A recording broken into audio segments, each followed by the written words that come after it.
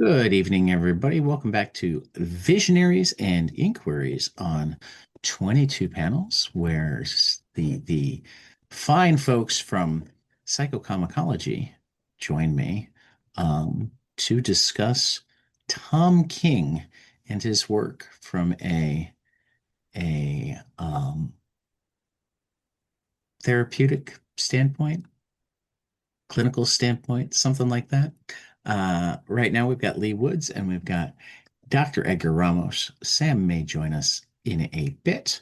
Um, yeah, so this is the first like big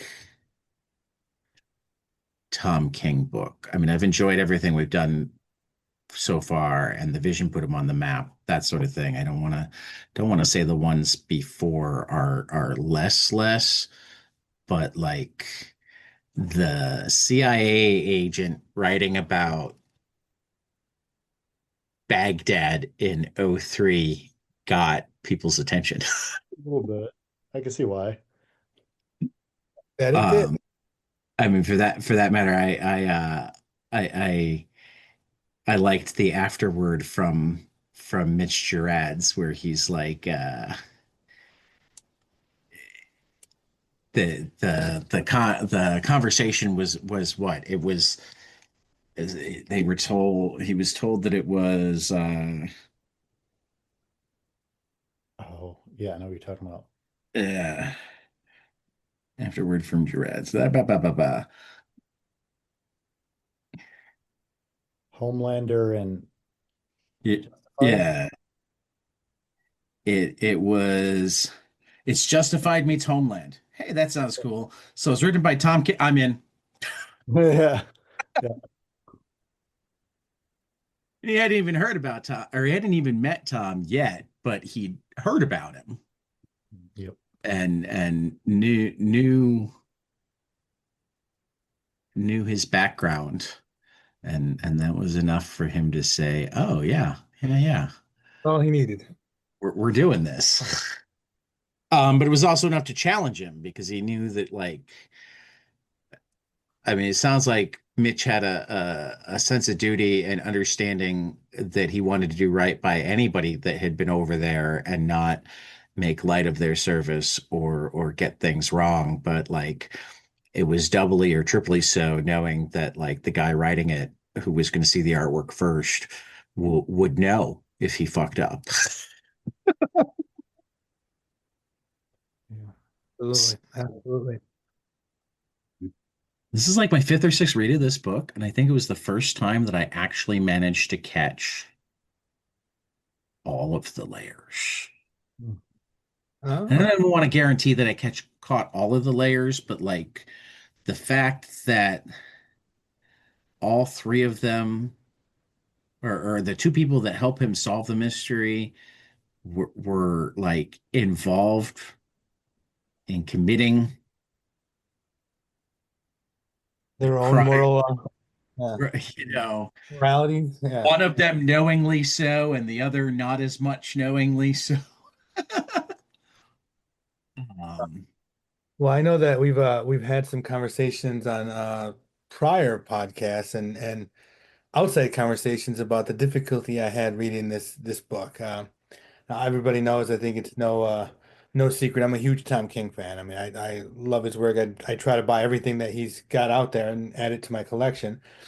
But I had a hard read of this, and it wasn't I don't like it kind of thing because I've kind of tackled that, like, is it that I don't like it? Is it that it's boring to me? Well, like, what is it? So I it took me forever and a day to really get through it, to read it. And I think we've reached a point where I think a part of it is that what it brings up in me that I tend to avoid, that I'm like, "Oh, I don't want to, experience that or whatnot." But I mean, we all know that Tom King writes a lot about trauma. I mean, I think we've said that, and I don't think it's something that we have to kind of reiterate necessarily, but obviously it talks about trauma. But this time you have the cop or retired guy, what is Christopher? Christopher, yeah, Christopher Henry, I think. yeah. So he's got this, he's like a former cop, military contractor, so he has to train these Iraqi police, so I'm watching like, all right, I get it. I'm thinking back to my life, some of the things I've done that, I won't publicly say, but they're a similar background, but not in such a great way. And, he's trying to fix a broken system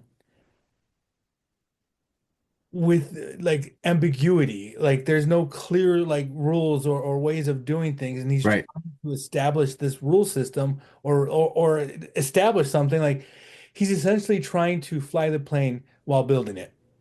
right. And that's where it really becomes like challenging. And I see that struggle. It's funny because it's a struggle in so many domains. So it transcends not just you don't have to work for the CIA, you don't have to have had, such, political affiliations or psychological, prowess to understand that idea of like you're trying to do something, trying to build something and trying to use it at the same time. And that in itself creates its own difficulties and whatnot. So that's kind of how I had to keep it framed in my mind is he's just trying to Well, build a plane and fly it at the same time. I'll take it a step further in terms of like how it relates to what so many people have gone through. He's trying to build the plane and fly it at the same time, but he's not actually in charge of the Air Force. And the people that are in charge of the various parts of the Air Force, including um like part requisition and all sorts of things that he needs, all have their own agendas and aren't necessarily working in tandem with each other, and some of them have some sort of actual vision, and some of them it's just like, no, I just want the glory, or some of them it's even just like, yeehaw, this is fun. Yep. Yeah. Well, you know then let's go. so like he's actually trying to, I mean,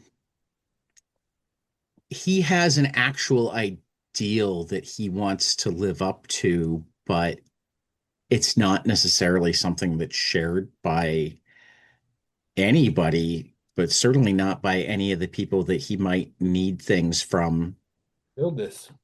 to build.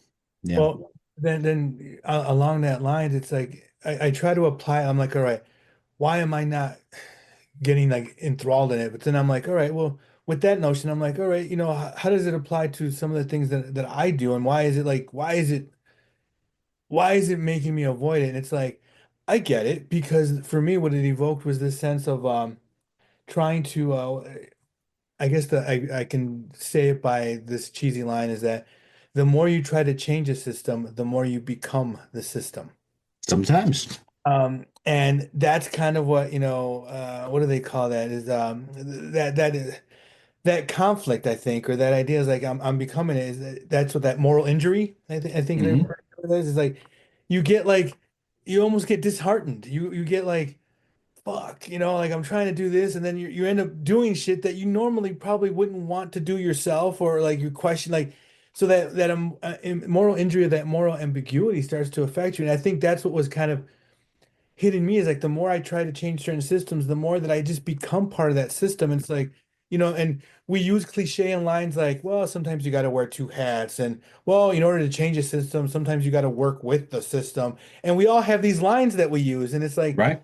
and I'm like, I'm seeing it play out in this fashion. I'm And, like, and they lead to, I'm going to say the line, we're going to spoil the line rather than like too much spoiling the scene itself, but that's how you get to, um I believe you. It's not your fault, but you are the one who is here. Mhm. Yep. Which I like had forgotten how dark this book ends. Mhm. And yet, and it's where it's super weird, super weird that it ends really dark if you like think about it at all, but at the same time, it ends with these three people banded together as their own little unit, and like you feel some sense of hope in this sea of chaos, but then you remember what they just did. I don't even know what to think about this book sometimes. Well, it's funny because you said you read it 5 times. So I told myself, so this was my first read, obviously. And so I'm like, Right. I'm going to wait a little while and I'm going to read it again because I Right. don't think I've caught everything. And No. I think I read it first with this, like, I don't want to finish it. Like, it's not grabbing me. Then it's like, as I muscle through it, I'm like, yeah, some of the things are bothering me. Like, it's making me feel like sad, like, Hmm. Well, upset. yeah. I Yeah, mean, I was upset. because one of the biggest things that I take away from it, and where its genius is like it's honest about a world that most of us have no idea what it's about. And for that matter, like I think he picked three characters that are there. They might be the only three characters in the entire book that have bothered to figure out what's going on, Or even reflect. Yeah. rather rather than only looking at their side of what's going on. So you're like, so Sophia is obviously a big character. Right. Nasser, Nasir. Nasser, yeah. Christopher, Sophia, and Nasser, Mhm. are in some ways three completely different sides. I mean, Nasser literally killed Christina's family. Yep. But see, You and it's know? as I was saying, like, when you try to change the system, you become part of the system, and then it's like you Right. start to give explanation as to why you did it. So, I think in issue 5 or 6, it's somewhere in the middle. He's got a line that I wrote down the note, and it's just like, I did what I had to do. So did you. Yeah. So does everyone. Yeah. And Yeah. it's like I love that. It's like like we do what we have to do, like, and it's like we do what we have to do to survive. Like we're just surviving here. We're just, that we're not living, we're surviving. And I Right. think that's what it felt like, when I think back to my sordid past, like even as a gang member, I'm like, I did what I had to do, like I have to survive too. If I get out of the gang, I'm not only going to have the enemies that were my enemies before, but now I'm going to have the people that were once my so-called friends, my enemies too. So it's like I have to do what I do to survive. So I'm going to have to play this out and ride it out, so I can be safe or I can do what I got to do. And it's like I totally related to the actions of Nasser. Like I get it. I understand Christopher. Sophia in a different light. Yes, I did as well. Like each one had parts to them, which we'll get to. Like Yeah. I can get it. Like I understand what's going through, but Well, it was so intense. Like it made me think, like when Tom is writing this, I'm like, what struggles were you having internally as you're dealing? Like what moral situations were you experiencing? Like obviously he's not going to tell us, but like what were you experiencing that made you sit there and go like, I'm going to write this down, but I'm not going to tell you what I did or what I'm suffering through, but you're going to see that I know. I know what right. it feels like. And that's where I'm like, oh my God, like this man probably has his own demons that he's dealing with here too. Well, I mean, he even like in his introduction, I mean, his introduction was equally poignant. Um, uh, I mean, first, I loved what he said about his wife that like he he had 3 weeks between training in Baghdad, and during those weeks, I proposed, and she amazingly accepted. Mhm. While I was out there, she was back here getting her law degree and planning a wedding, and calling and writing and telling me what it was going to be like when I got home. Any hardship I suffered out there or back here because of my time out there, she suffered with me and brought me through it to the other end so that I could turn all that experience into something productive. Her strength got me through the service, and it still gets me through every day. This work, as much as I can dedicate anything on which I was just a member of a team, is dedicated to her. Extra finally, I want to say hi to my three cool kids, Charlie, Claire, and Crosby. This book is about me before you. I hope it helps you understand me with you. Yeah. So there's very emotional. Like you can see like, yeah, I mean, I don't even know what to say to it.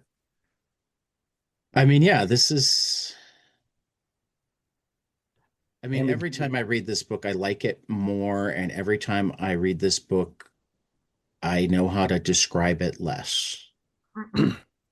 And for me, the word that keeps coming to mind is ambiguity. Yeah. Uh, so I sort of took the opposite approach. It was like I read it once, one sort of go through. Um, and a part of me in like this sort of process is that I want the sort of first impressions that I get from reading it. And for me, it was 100% that sort of moral injury. And in some cases, quite literally trauma, seeing, say, like human remains. And then it was how did each respective party, those three characters, sort of deal with that? And with Chris Henry, I definitely felt his frustration. With, uh, I'm sorry, I forget his name. The Nasser. Nasser, thank you. With Nasser, especially with the sort of interrogation torture Well, scene. and they shot his wife in front of him. Yeah, And Yeah. this is after they accidentally killed his kids yeah.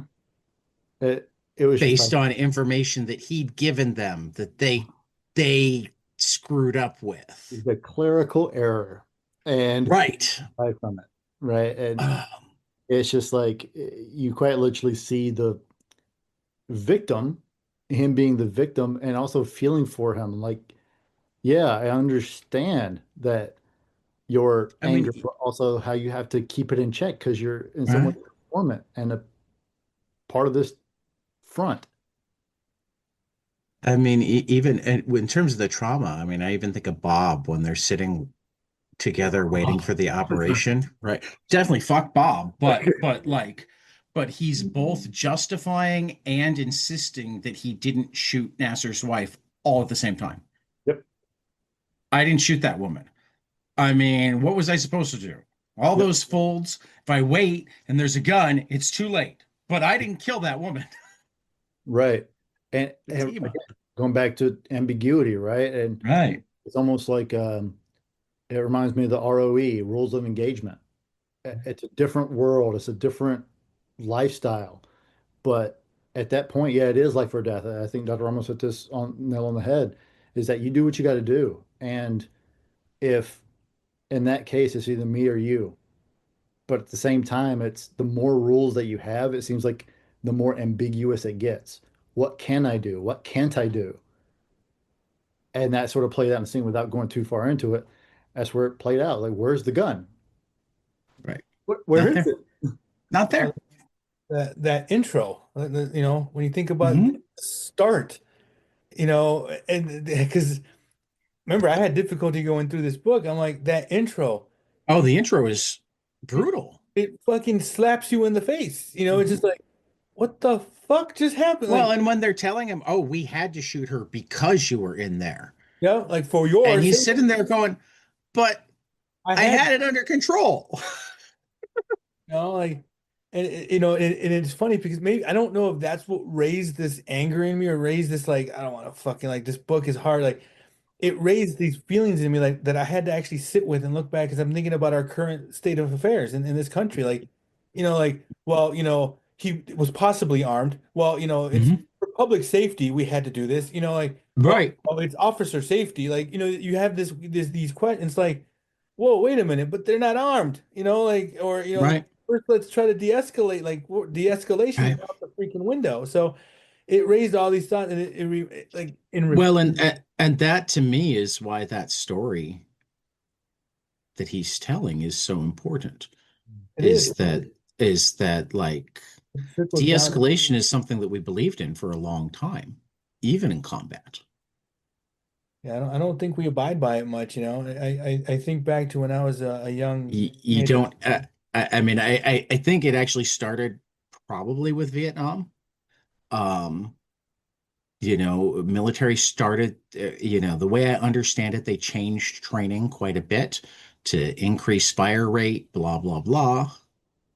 Um, and also, it was one of the first wars where the enemies weren't clear cut. Yeah. Yeah, yeah. I was saying, And obviously, I mean,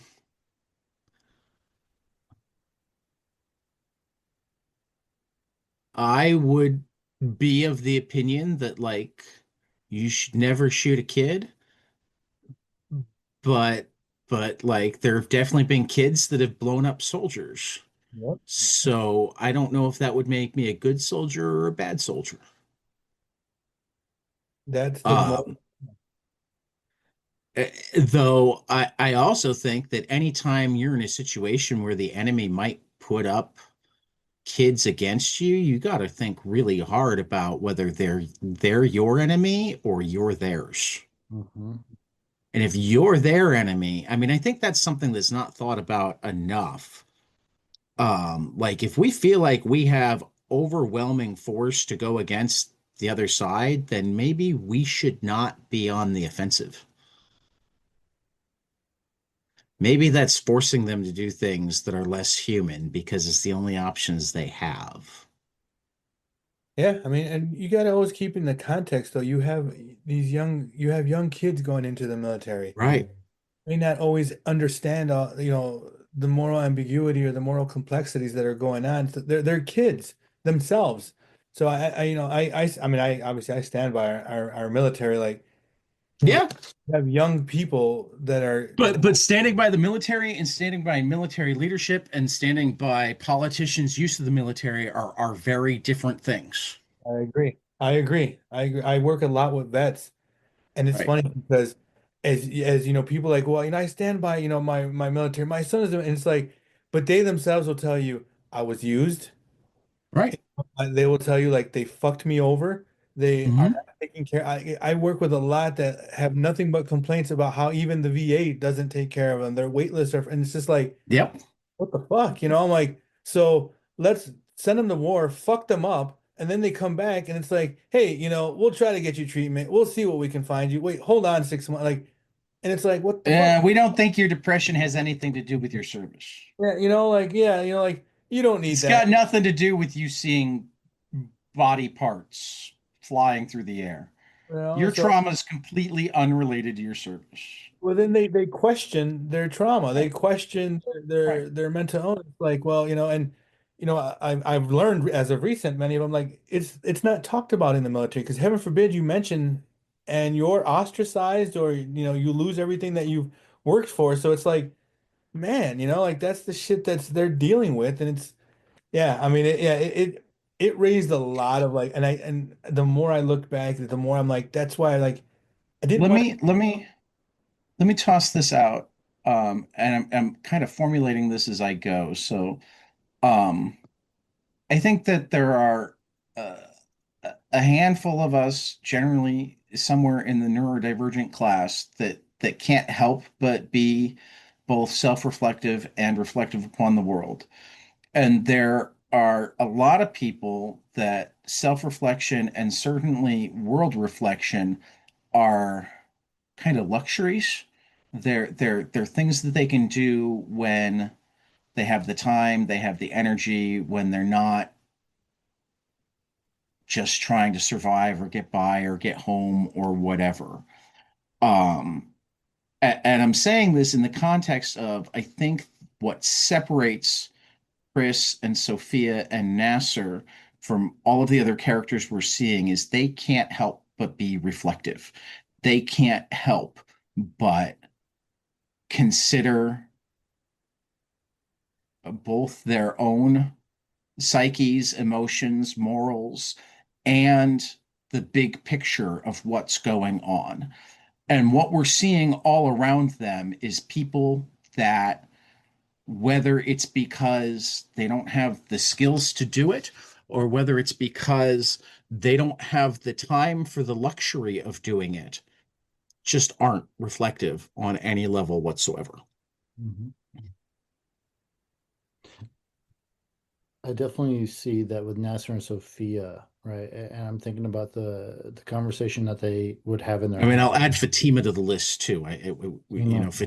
Fatima is very important for like two issues, Yeah, so I don't want to.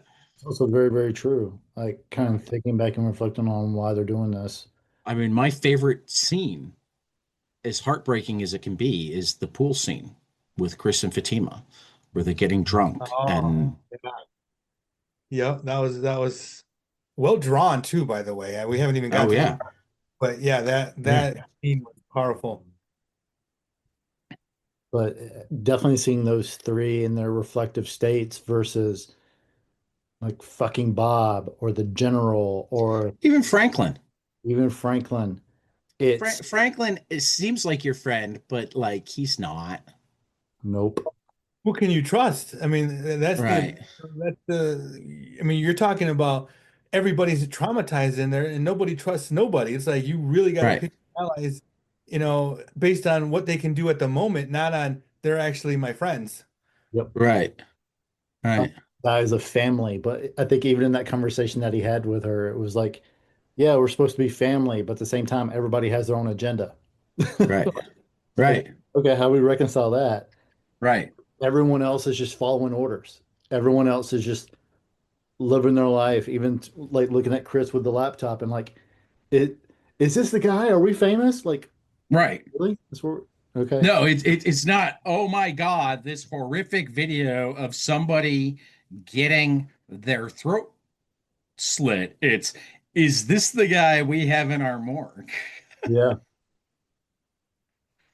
So Well, Um, to see that sort of thought process play out in these three characters and three completely different and unique situations, yeah, it was very powerful. Like I definitely felt bad for Nasser.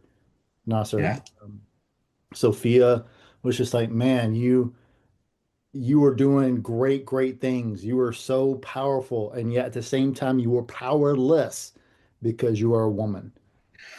Well, It- and like Sophia is the one whose backstory I am probably the most interested in because Sophia was at school in the United States. yeah. That's how she survived. Sophia probably could have decided never to go back. remember, she loves her country. I know Part she does, part of that. but like the level of everything to Sophia. And the other thing that it isn't clear, um,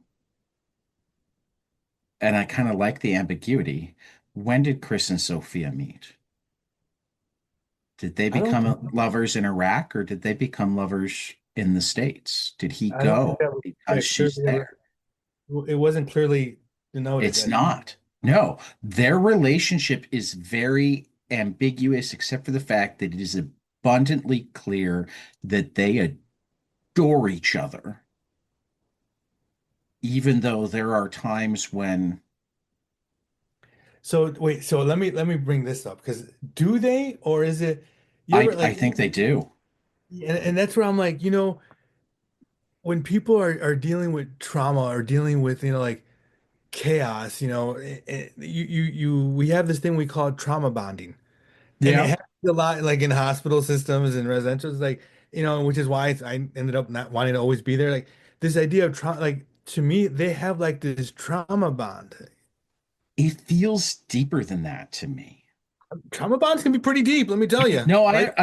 no, I know, I've been there.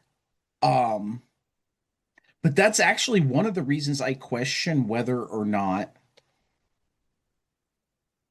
like he followed her. Because If of that. he left his job at the San Diego Police Department because she'd gone home. Um, because I mean the other thing that is there but never explicitly dealt with is the miscarriage. Mm, yeah. Damn. And again, I'll reiterate more trauma. Oh, absolutely. No, they're trauma. I'm not trying to deny that they have lots of trauma in their bond. I'm not, I don't know. It feels like their bond starts before that. Mhm. Yeah. I think we need. I think we need Tom. I think we need a sequel or a prequel Yeah. on their on Sophia's world, Mhm. Yeah. even if it's like a one shot. I think would be nice. Yeah. I would love to see more Sophia. Sam has joined us. I'm here. Sam, what are your initial thoughts before So we start having you be the woman in the room? Because I'm God, there's so much with Sophia and Fatima that I like only feel mildly qualified to talk about. and you had to have the female presence in the room. Right. I I it was a very good read for me. It was a very difficult read. And I know I had processed this before with Edgar. Because when did It's Dr. I'm Ramos, sorry, please. Dr. Ramos. I'm sorry, I processed Dr. Ramos, Ramos. I'm kidding. I'm Um, kidding. I'm kidding. when did 9/11? 2001? When did 9/11? 2001. Yeah. Feels one. So I was in like 2001. And this is set in like 2003, I was 2004. 9. Right. So I was a kid when the majority of like, eh, the war in the Middle East was kind of happening, and so it was, you The know, war in the Middle East was happening for I mean, to be fair, the war in the Middle East ended under Biden. yeah. So like I They remember called it the Forever War for a reason. Mhm. I don't remember 9/11. Like I Right. remember it in terms of everybody else talking about it. Right. Um, so, hearing about the things that were happening in like Guantanamo Bay and, that was all years after when I actually gained like consciousness. Um, Right. and Consciousness came to your life. yeah, consciousness kind of came into my life. And so I learned about this stuff kind of years after. Um, but it was always like a secondhand account or like watching like old interview videos.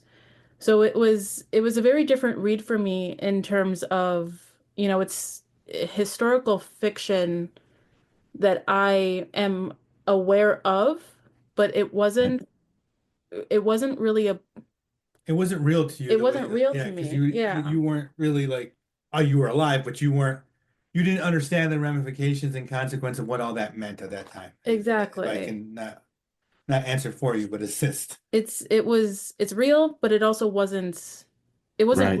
real to me. So reading this and taking it as like, knowing Tom King's history in like the work that he's done for the government, saying like, all right, this is, more or less his story, like his version, maybe things that he may have saw, maybe things that he was aware of, like, I don't know if this is like a real true encounter or like, Sophia maybe is based on a real person or Yeah. I mean, it's definitely mostly fictionalized.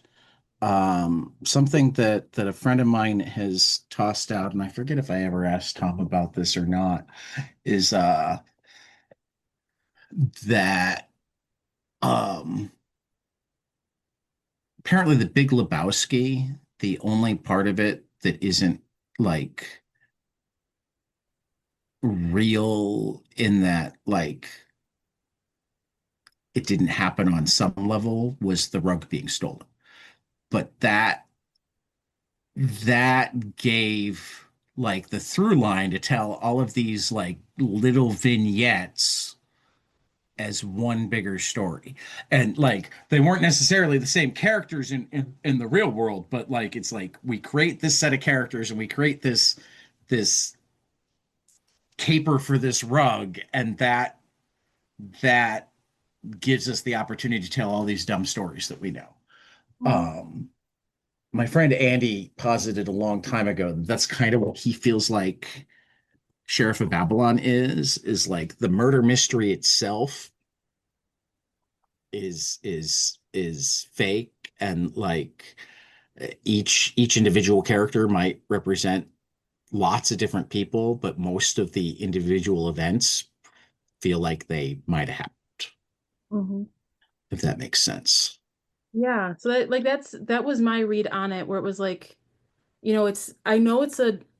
know it was a real situation. I know this really happened, like, and it I mean, changed. he had to get his scripts cleared by the CIA. Right. Um, it was a very different read for me because it is, I mean, it was a more or less like a, it's fiction, but it's set in like the real world. So Right. it was different for me, versus reading something that I No know, Superman, right, there's no Superman, there's no like, no Avengers. no Avengers, there's no person running around like killing Right. people, killing monsters, like the Right. this is a real story, like more or less. So it was a very different read for me. And I did enjoy it because, it had triumphs and tribulations, and it was just, you know, there was it, and I think I came in on this part. There was no beginning and there's no end. Like this is just a segment. Not really. Yeah. Not particularly. I mean, they kind of wind up back where they started. Hmm. Which is kind of like what Um, happened. That's just life. Like that's just how it is. I mean, back where they started, minus a baby and a wife. Hmm. So, and in some ways that, I mean, the end pages are just the way that they're essentially, I don't even want to say they're selling their souls because they're not getting anything for them. They're giving up their souls Yeah, on it's one level giving up themselves. while you're seeing like the soldiers, right after you're seeing the soldiers like at the pool, the ones that that aren't as self-reflective. Now, see, now, are they giving up their souls, or what we call this idea identity fragmentation, Are they Yeah, so fragmented that they're giving up parts of themselves? You yeah. know, That's probably more fair. like that's like I'll give this piece of me to survive. Like, it justifies, the means like that they're so fragmented that they're, like, and I think that's what makes these characters so complex because there's so many parts to them, like, and it's a tragedy to see what they were giving up, to just survive. Now the herein lies the question, why were they trying to survive still? Why still live in that? And that's where you saw like some of their Sophia, like her love for her country, but also what we don't think about is her parents were killed. So there's definitely like this idea of like trying to keep that memory or that idea alive. So it was a lot. It was so complex. It was so complex. I have to wonder, like, is it just pure, like, how much research does he do behind the scenes? How much info is he getting to understand those things? Or is it just his heart pouring his heart on these pages? Like how does that? I'd love to know the process. I mean, I feel like for this one, and like we talked about this some the first time we talked, so it's been a few years. But I feel like for this one, he didn't wind up having to do as much research because, like, part of his job when he was over there was doing a lot of research. Yeah. Yeah. It So was more processing all of the different stuff, but also making certain that he didn't accidentally give up any state secrets. yeah, I was trying to read Uh, lines to see if I can pick up any of those secrets. like I said, the CIA had to clear the scripts. And I wonder how that process even goes. How do they clear He this? Like he had to mail the script to the CIA before it went to the editor. Um, I think it had to go through the CIA at like every step, every change. It Yeah. took longer to put this book out than it would normally take because there was a period where it was being flipped into And they were probably looking at every detail, every date, every I mean, number. one can hope, Yeah. um, both from this book and from a handful of more recent news articles, we know that there are many people who take their jobs very seriously, and there are many people who seem to not. Um, and it's sometimes hard to figure out who how often the people who don't wind up in a position where they're supposed to be doing things that they're not doing. I previously assumed that it was mostly like the rank and file, the non-political appointees were incredibly competent, and it was only the people above them. But it's hard to know sometimes. Then the other part with the idea with like the fragmentation and this identity thought was just like you have all these people in all these settings, like, and all of them are operating in different cultural norms than what they're used Right. to. And it's Yeah. like, like, so not only are they fragmented, but they're, culturally, disenfranchised or culturally dislocated, and they're trying to function they're trying to understand from a different perspective while still living in a different perspective. Right. It's like, so they're, Well, and I did like the fact that he emphasized that there are three distinct and not particularly friendly to each other Islamic groups. There are Sunnis, Shias, and Kurds, and like getting them to agree on things is not always easy. Sometimes it becomes easier when like soldiers treat them interchangeably. well, Yeah. I you mean, know, I like going back to the is that the are we famous? Is that the guy in our morgue? And like him faking the CSI is like I'm never going to convince them that they think that all of us look the same, but they all watch CSI. So if I pretend that I Yep.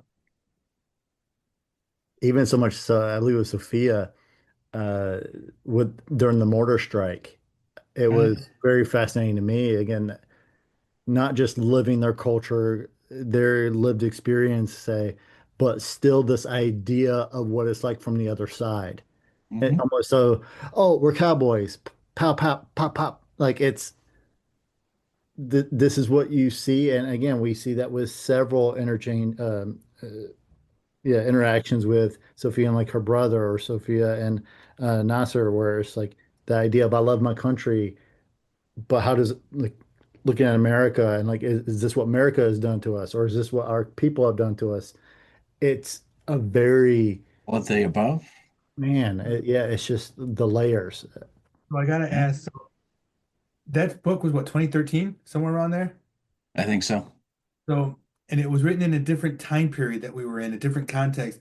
How does it apply now? And like for me reading it in 2025, like, and I you mean, don't see your face, so I'd love to see you if you can speak to what you're.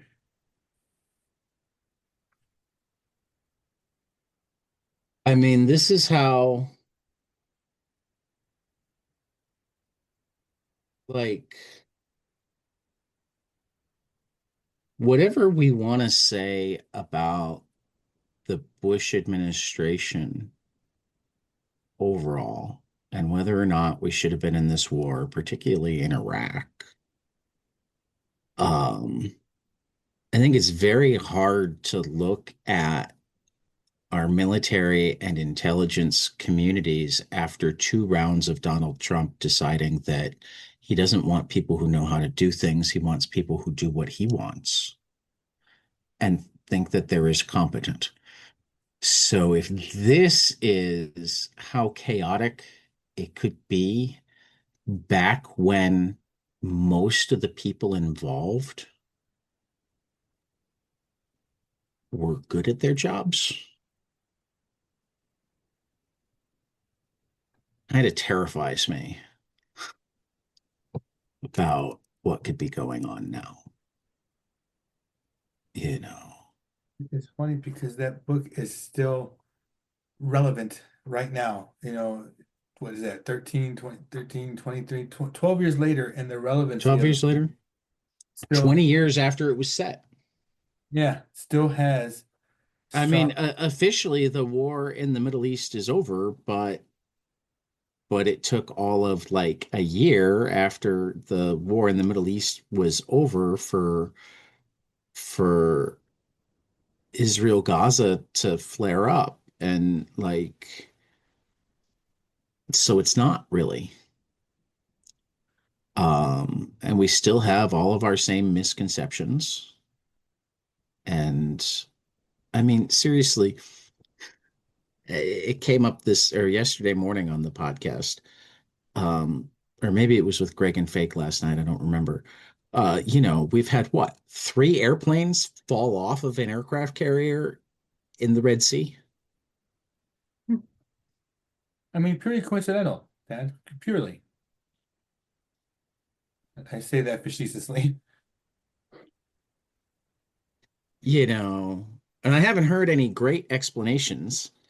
I mean, I'm not going to say that it was done like on purpose. I don't think it was done on purpose, but But it uh, warrants, like, hey, what happened here?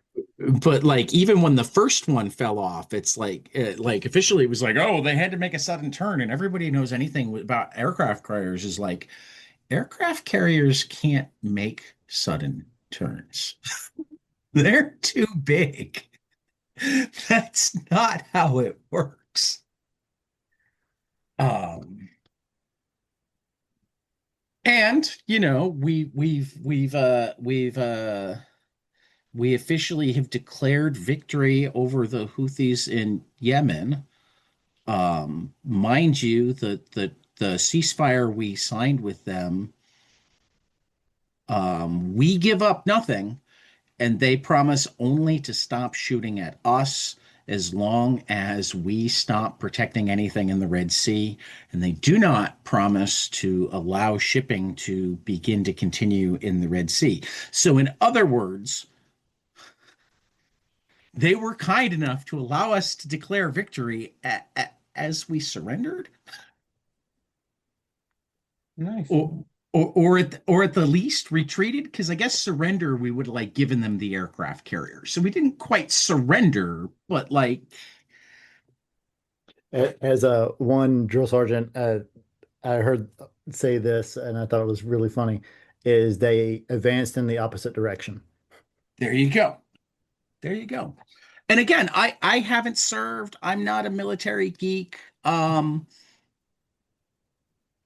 I do read people who know what they're talking about that like at best will say this is curious and at worst will say, well, say face saving measure, but like all we had to do is stop giving bombs to Israel and this would have ended a long time ago. And without, I mean, apparently like it's been the most sustained naval combat the United States has gone through since World War II.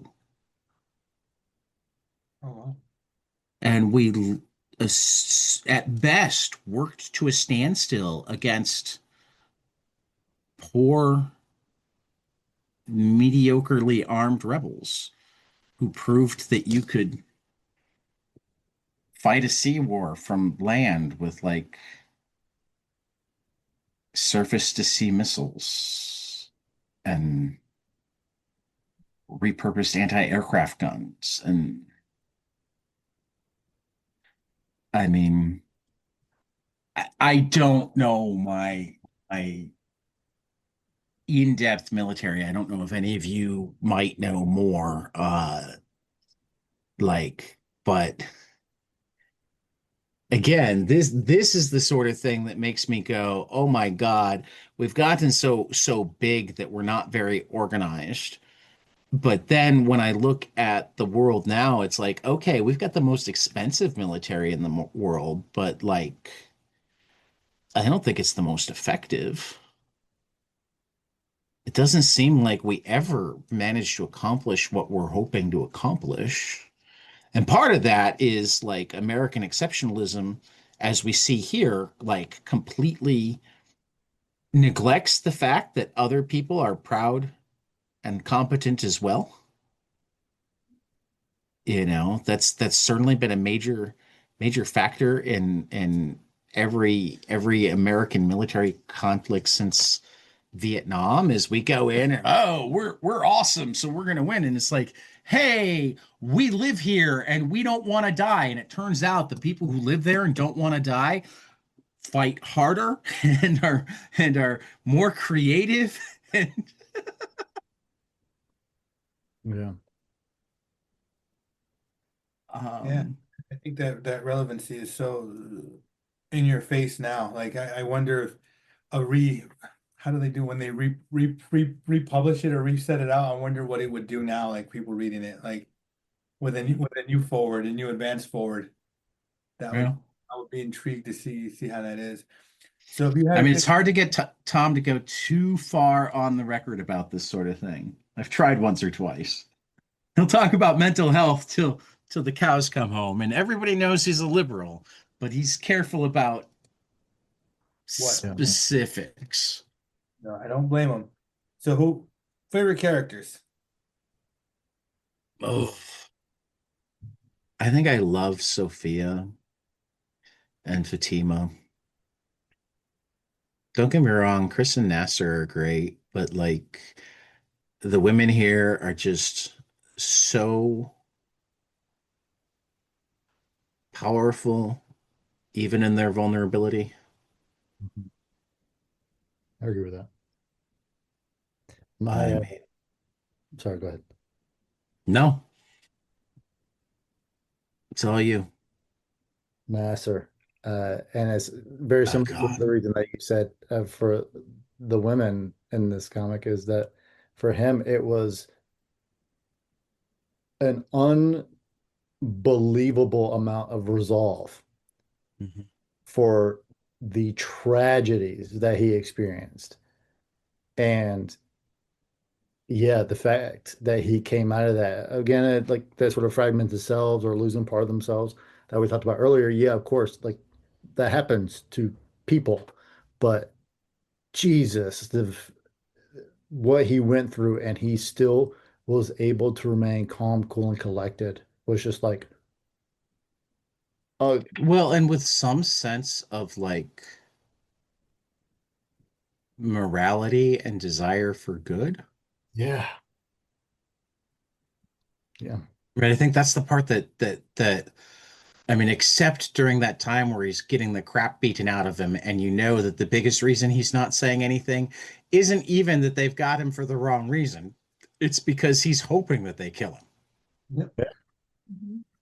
Yeah, that I would agree. That's my character too, an answer, but more for I identified with that character, his children, then his wife. It's like, and like wanting to give everything up, but like still going. Like he wanted to die. Like he truly did want to die, but still kept going. Like, Right. yeah, I think that resolve was incredible. But it's just the identity for me. I mean, quite simply, it was I identified with that character. Like he said, was the quote? It's like, do you do what I did? What I did. I did what I had to do. You did too. Like that mentality was just like, yeah, like I'm one of many. We all do what we have to do to survive. And we may talk the game of like, well, I wouldn't make those decisions if, yeah, but given in those situations, in those contexts, we're different people. Like Yeah. the truth No, is, I think one of the reasons this book is powerful to me is because I relate to Christopher that way. He comes in with this idealism yep, that he's constantly having to reassess. He's constantly having to go, okay, well, this is how I want the world to be, but it's not how the world is. And it's actually my side that's fucking it up. Mm. And even when he tries to control it, the forces that be make that a Right, right, right. It's us fucking them. It's not them resisting what they would happily live in peace. We keep shooting them. yeah, and Mhm. and wasn't that the message right off the bat, the first two pages? Yeah. I had this, Right, I had right. this. And how about that ambiguity? They treat her like she's a suicide bomber. We never find out if she was. Nope. Yep, We never find out if she had a bomb strapped to her. We never find out if she was armed at all. What we find out is only that she doesn't speak English. yep. It was powerful. That those first two pages, just like in Hmm. your face, set the tone, I think. Really set the tone.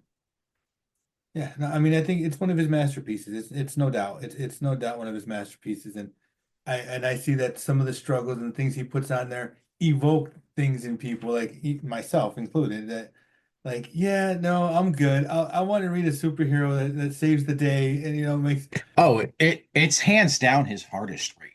yeah, yeah. I mean, I've read it 5 times in 12 years, because I read it when the initial trade paperbacks came out. Oh You wow. know? Um, I think it's the only book of his that I've read that little. What do you mean you've read that little?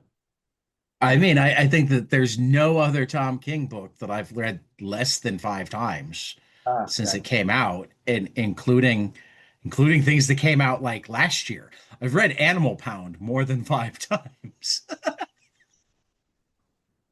Because it's a hard read. I have trouble actually sitting down and reading it all the way through. I like take mini breaks to just like sit with it.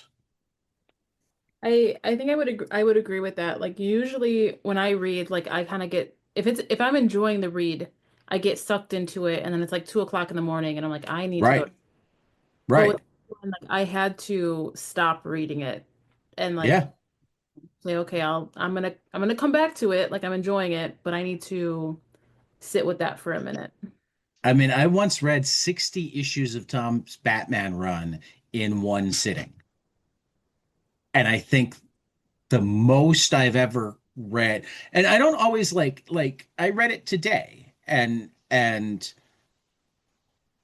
like the longest I took was like an hour break, but the most chapters I read in a row was three, Mhm. you know. I mean, like you get to the end of the chapter, it's like, okay, I need to decompress. Need to let that sink in a little bit. Maybe go back and look at parts of it a little bit again, and then think about something else for a while.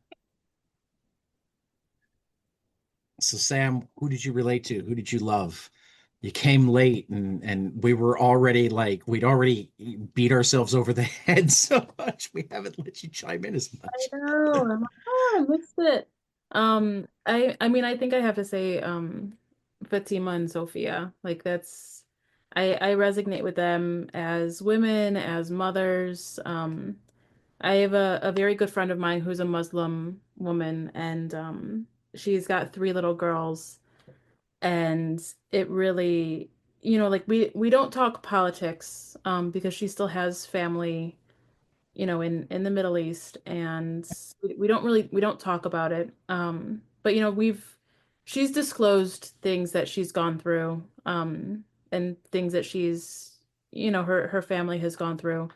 So, reading about seeing Fatima and like, her three little girls, and then it made me think of, my friend's three little girls, and just the love of a mother. And like, the funny thing about it was like when Fatima was getting, she was drinking with Christopher, Oh, I love that scene. you know, like you're not supposed like you guys aren't supposed to drink. Like you guys don't. Well, she knows that. She told him, she's like, "Do you happen to have any alcohol? She's Let's take a walk. I don't want to get caught." right. Like she knows, and but she needs like, those the pain, that you must feel like as a mother who's lost your children. Um, Well, and now has to live in this fort of Superman sheets so that you can have your dignity taken care of while you're living in the like one room barrack of a American contractor, because it's not safe for you to live in your home. that was, connecting with her was, that went really deep. But then also connecting with Sophia, who, she is like the more like she's portrayed as like very dignified and very smart, and she's like the chess master, and she's trying to move all these pieces. And being like being a woman, and she's still being in the same meetings, and she's still standing in the room, and she's holding her own, amongst men. And then what happens to her is that she has a miscarriage, which ultimately is like you know, it's a great loss to a woman, to a female, um, that she could have while she's still trying to be a person in the room. Like she can't leave what Right. she it's important. Like she can't She can't stop. even let them know that she's hurting. No, because then she's weak. That's a Right. vulnerability. And you Right. know, in one of the panels, she's laying in bed and she's crying right after the miscarriage, and she's like, um the bleeding has to stop at some point. Like it can't keep going. And it's just so reminiscent of like the whole story. Like Yeah. the part has to stop. Like it can't just keep going. Um, but it does. Like the story doesn't, Yeah. it just continues. And I mean, like you talk about being 9 when 9/11 happened and therefore being a kid when all of this started, which means people your age who live there have known nothing but war. Mhm. Nothing but war, nothing but sanctions, nothing but famine. I That, remember, sorry, reading one stat the other day. There's some factoid. I'm going to get this wrong, but I think the sentiment is still there. Is that there was one year where it was the first generation of children that were born and we were not in war. It was like we've been in at war for over a generation, 20 years. Right. But in the United States, we don't have to actually deal with that on a day-to-day basis. Very true. In Iraq and Afghanistan and Syria and Lebanon and parts of Pakistan and never mind Gaza, the West Bank, it's Israel. reality. Like that is Yeah. just life. So I think connecting with them like as like, as a female reader, as, understanding the struggle of like, what it is to have to stand in a room where you still you have a voice. Like they do take her word, like they do listen to her. Like she's a powerful role in the room, and you can't let that. But you know that she had to earn it Oh yeah. 10 times over too. Yeah. They didn't just let her be in the room. Right. She had to fight her way to get in there, and she can't. She had to be both the symbol because of her family and brilliant and a badass and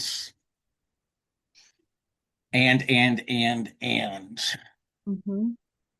Just you missed the earlier conversation, but I want you to weigh in. Um, where did she and Chris meet? Iraq or the States?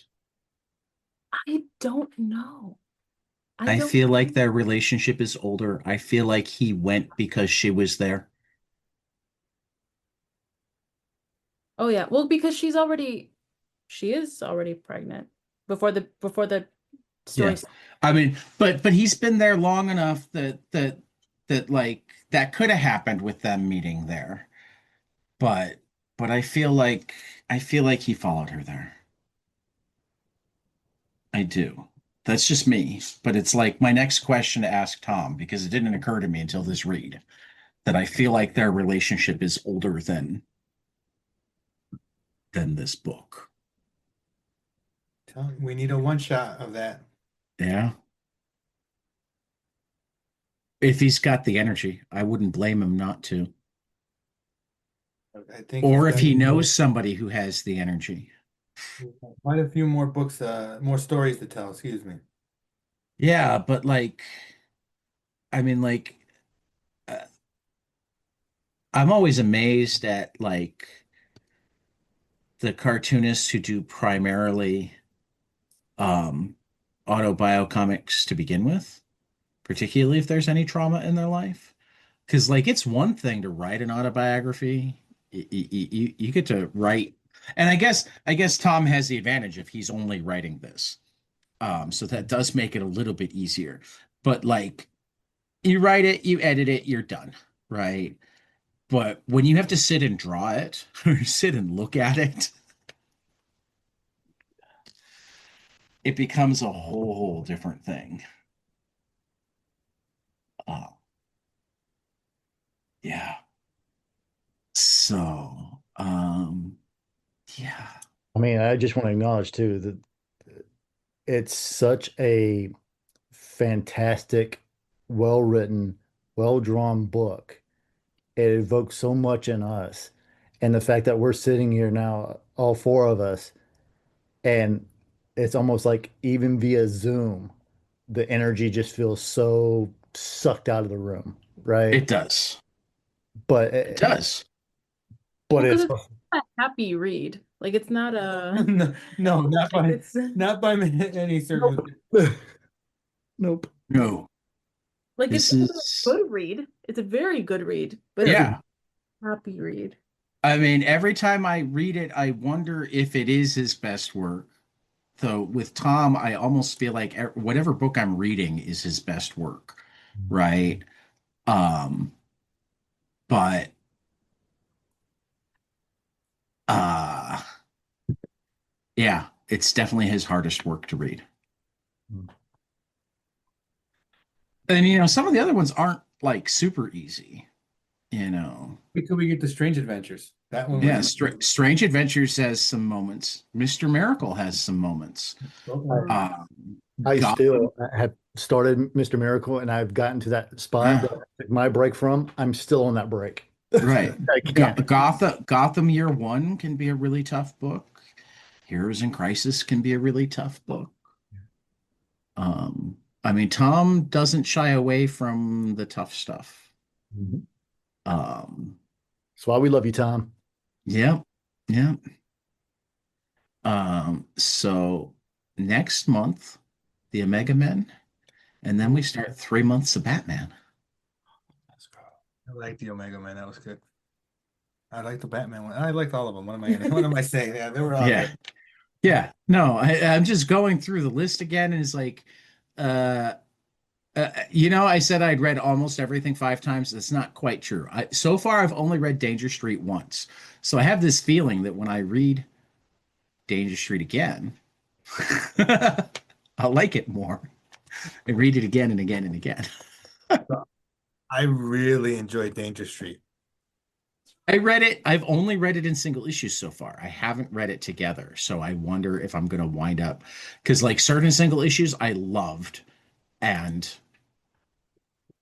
other the single issues, I think I was lost from the last issue, if that makes sense. Gotcha. Yeah, no, it's a great. That was great. I mean, Yeah. but yeah, I won't give anything away. Yeah, it was good. Yeah, it was Well, really. I mean, it's just I mean, I think when Danger Street was coming out, let's see, where's Danger Street on the, yeah. Love Everlasting, Batman Killing Time, Gotham City Year One were all also coming out. And then his Batman Brave and the Bold and the Penguin and Wonder Woman were all. So even with just Tom King stuff, it overlapped with so many things that I loved that Yeah. it wound up getting somewhat lost in the shuffle. Never mind all of the non-Tom King comics that come out in a given month, because I actually read people who aren't Tom King for Everybody for got. that matter. For that matter, as much as I love Wonder Woman, if I had an Eisner vote this year, I would not be voting for it for Best Continuing Series because Santos Sisters is up for Best Continuing Series. And as much as I love Wonder Woman, I'd have to give it to Santos Sisters. My vote. Tough, tough call. Yeah, Um, we got to support Greg and Fake, and that's right. And Mark, Yep. because they're awesome. Well, any parting comments from anybody? all I can say is if anyone hasn't read Sheriff of Babylon, it's definitely take some time, read it at your pace, read it at your at your time and what's good for you, but it's definitely a strongly recommended read, 100%. Well, and Edgar saying this means a lot because if we go back and listen to the previous episodes, he was dreading getting to this because he hadn't managed to get into it yet. It was the one Tom King book that wasn't. So now that he's finally like absorbed it, he's like, oh, It was tough. It was tough. it is. It's a hard book. Yeah, so far I would say that I normally don't. I'm not the biggest fan of trigger warnings, but I thought you were gonna say that big reader. thank you. But for this particular book, I would say that uh, Lots of trauma. definitely a lot of sensitive topics, sensitive issues, and especially when it comes to uh, again, human remains, child violence, things of that nature. So, but it's a very, very good, and I can't stress this enough, well written and well drawn. The artwork was just phenomenal. So, but very good. And it treats all of its topics, I don't even want to say sensitively, humanely. Mhm. Well, yeah, I would agree with that. It's not exploitive. It's not sensational. It's human. You know, sharing a story that hopefully nobody listening will ever have to live. Because it would be really nice if nobody had to live it, period. Unfortunately, we know many did. Yep. And many do. Still, All right. Sam, anything? No, I think you've summed it up really, really nicely. Alrighty. For Psychocomicology, this has been uh, Visionaries and Inquiries on 22 Panels, and we will see you after the next page. Hey guys, this is Tyler from 22 Panels. I'm here to tell you all about our Patreon. If you enjoy this show, please consider donating to our Patreon to keep this show going. We have many different tiers, all different levels to help you decide what's right for you. Okay, so get on out there to patreon.com/22 Panels Podcast.